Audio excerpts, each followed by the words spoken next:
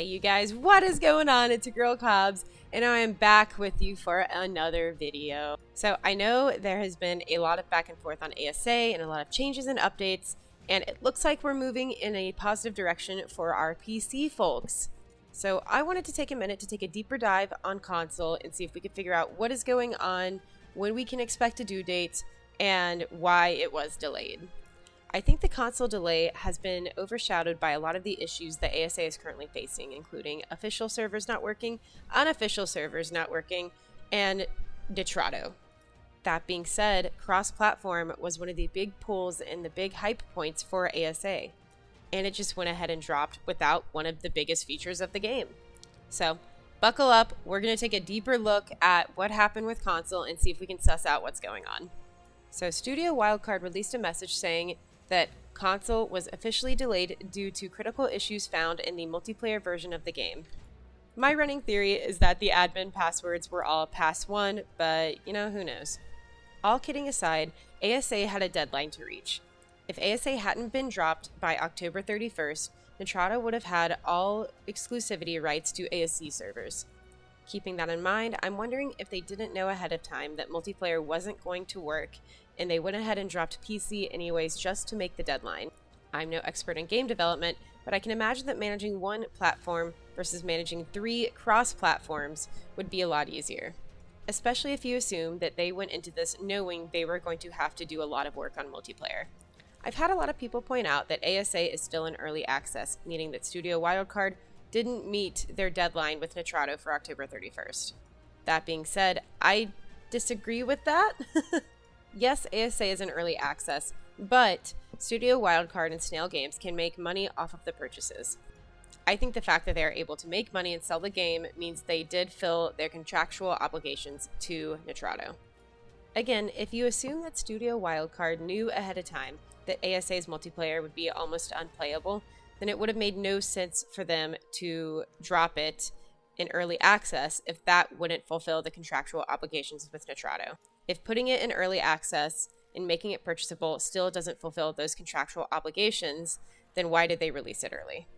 I think they knew ahead of time that the multiplayer was going to be unplayable and that the game needed more work, but in order to meet their deadline and not give up ASC servers to Nitrado, they went ahead and dropped PC only with the promise of a console delay. With them delaying console, now they have time to fix all of the multiplayer issues that they probably needed more time to fix anyways before release. And now when console drops, they can devote more attention to fixing each platform's individual issues that arise from them being 2 different consoles. Again, I'm not an expert in game development, but I imagine that because PlayStation and Xbox are 2 different consoles and 2 different player networks, they will have individualized issues for both platforms. But who knows? This is honestly all conjecture, and I'm just using the sources I can find on the internet, which I will be posting below in the description if you would like to go check them out as well. And if you find out anything during all of this that I wasn't aware of, please share in the comments so we can all see. Another thing to consider when looking at why console was delayed is to look at the different certification processes for each platform. From what I could find, Microsoft and PlayStation both have 5 to 7 business day certification timelines. What I found for PlayStation, though, is that in addition to the 5 to 7 day process, they also have a day 1 patch that takes about 5 days to process. If the day 1 patch is approved, then they then have access to the rapid patching system, which allows for quick and easy updates that are more similar to how PC is updated. I could not find anything on if Xbox had something like this, and granted, my source for this information is a game developer discussing why their game was delayed, which sounds oddly familiar. That being said, Studio Wildcard announced that they entered the certification process on October 16th. It looks like Steam has a 3 to 5 business day timeline for their certification process, but from what I saw, it usually takes not that long. Some people even mentioned having a 1 to 2 day timeline rather than a 3 to 5 day timeline. So I'm wondering if at this point they probably knew that they were going to have to delay console just because of the timeline constraints. They entered the certification process on the 16th and then dropped ASA on the 25th. This left 9 days for ASA to be certified on each platform. If the day 1 patch update is true for PlayStation, then there's no way logistically that PlayStation could have even met that deadline. And then when you add the fact that this is Ark and there are always going to be issues, I think it's possible that in the certification process, console ran into an issue and had to be re-entered and resubmitted. So, to summarize, I think console was delayed for a variety of reasons. The first being their deadline with Nitrado. If they knew they had to get ASA dropped by October 31st, or would have to give exclusive rights to ASC servers to Nitrado, but they also knew at this point that multiplayer wasn't going to be super functional if they dropped before October 31st, then I think it makes sense that they would delay console to work on the game and make multiplayer functional before having to manage cross-platform. Another reason console could have been delayed is just the fact that the certification process took too long. We know that ASA's timeline was getting cut pretty short because of Nitrado's deadline. So if console ran into any certification issues in the certification process, then it would have pushed them past that deadline. The community managers did say that the reason they pushed it back was because of multiplayer issues, but I'm not sure if there were certification issues, if they would have shared those with the public. So I'm really just theorizing when it comes to the certification process. Something else to note about the certification process is that PlayStation actually has 3 autonomous certification entities. The 3 entities being the United States Sony, the Europe Sony, and the Japan Sony. And having 3 different certification processes for Sony, I'm sure made things go a little slower. So, do we have any idea when console is going to drop? The short answer is no.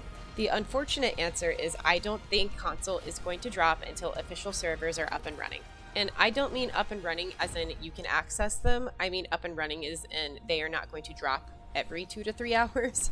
Right now, official is still a absolute dumpster fire. From what I've heard from my official friends, they really can't stay on the server for longer than 2 to 3 hours before it drops everyone and restarts. I think one of the issues with official right now is that it can't handle the amount of players that are on each server. So to combat this, it looks like Studio Wildcard added new official servers to hopefully even out some of the player load. But who knows if that will even begin to fix the issues with official. Now, what does this have to do with console? Studio Wildcard announced that when console drops, they are giving official servers boosted rates for a short period of time in order to allow console official players to catch up before joining CrossArk. I am assuming CrossArk here means cross-platform. I think Studio Wildcard knows that ASA's launch did not go as one might hope, and that the console fanbase is very neglected right now. So if Studio Wildcard dropped console ASA November 1st with official servers working the way they do on Steam right now, then I think they would be in even deeper waters, and I think they know that. So final answer is I don't know when console is going to drop. I can tell you I don't think it's going to be November 1st, but I could make probably a pretty good guess that it's middle to late November. But that all being said, I think it's going to be highly dependent regardless on the timeline on official servers and whether they're able to get official servers working on Steam. But do you disagree with me? Do you think I'm full of dog doo-doo? That's, honestly fair. Let me know in the comments what you think, why you think it, and let's have a discussion about it. But again, thank you for watching. If you enjoyed, please leave a like, comment, subscribe, all the fun stuff. And I would love if you came and hung out with us on Twitch, where we play a lot of Ark on our community server and just generally have a good time. And if there's something you'd like me to discuss or look a little further at, please let me know. I know that mods were recently dropped on ASA for the first time, so I will be doing a look at those soon. Again, thank you for watching, and I will see you guys in the next video. Peace!